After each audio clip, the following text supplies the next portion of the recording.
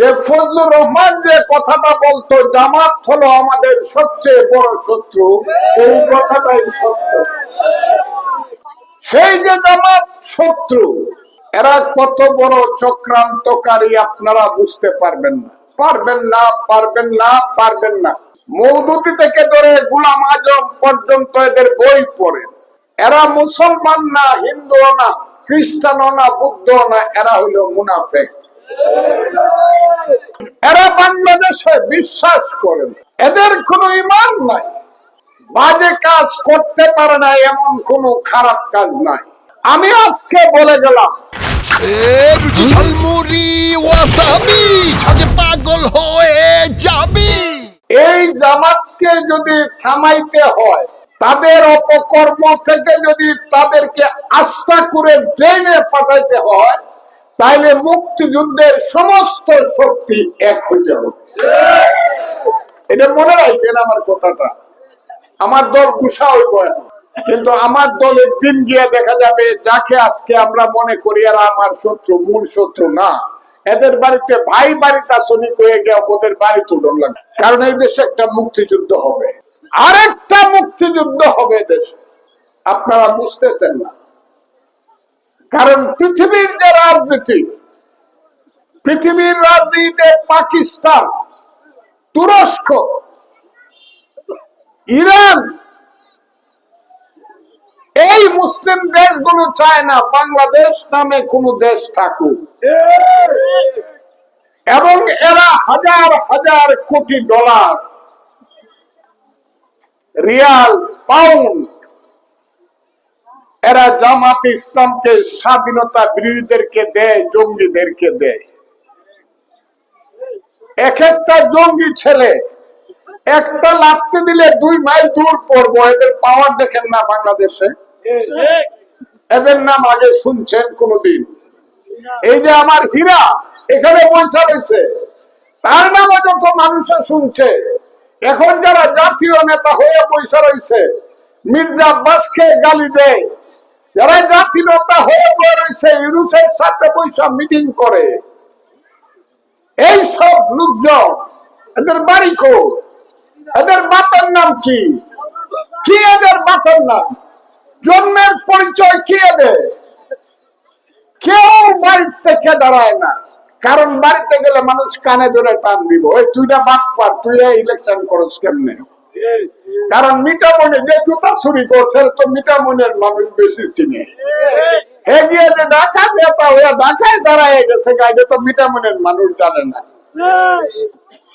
এই সব গরু চুরের দল, জুতা চুরের দলেরা এখন বাংলাদেশের নেতা, এবং এরা চক্রান্ত করতেছে, এরাই জঙ্গি, এরাই হাজার হাজার অস্ত্র লুট করছে থানার থেকে।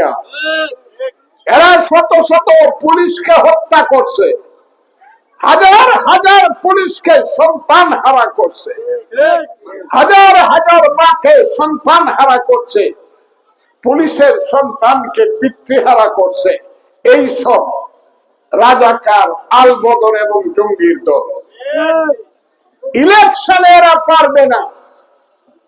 আল্লাহর রহমত, আল্লাহর রহমত হিসাবে আমি বলছি, আগামী 12 তারিখে ইলেকশনে বিএনপি রাষ্ট্র ক্ষমতায় যাবে, মেজরিটি হবে,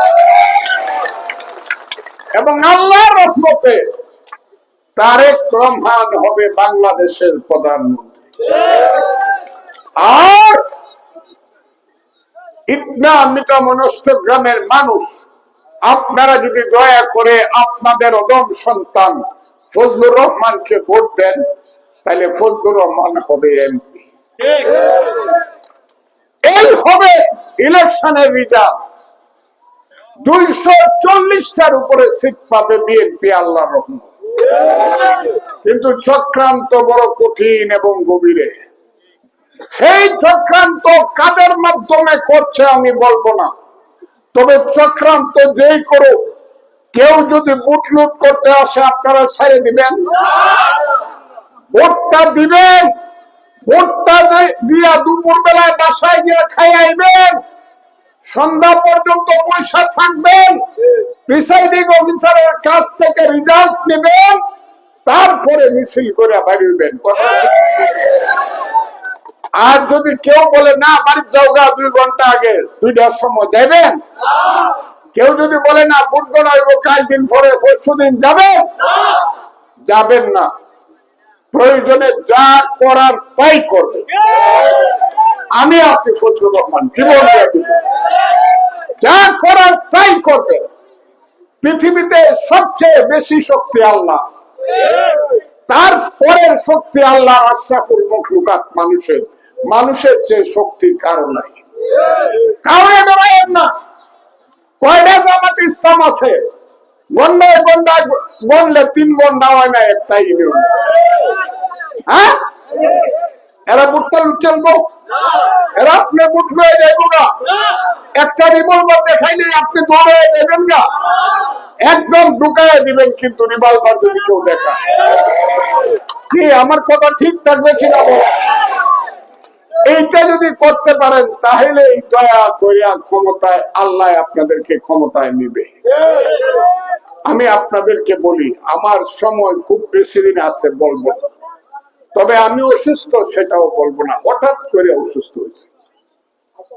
আমার ৭৮ বছর বয়সে আমি কোনোদিন কোন হাসপাতালে একদিন ঘুমাই নাই।